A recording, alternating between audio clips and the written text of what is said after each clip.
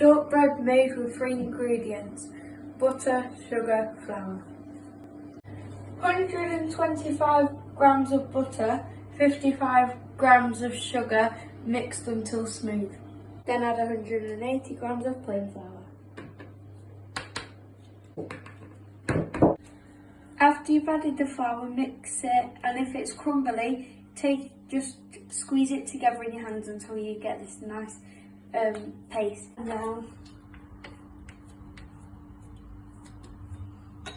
And do cuts, little shortbread circles. Then put it on the tray and coat in sugar. Now we've done our shapes, we dust with sugar. 15 to 20 minutes in the oven is perfect.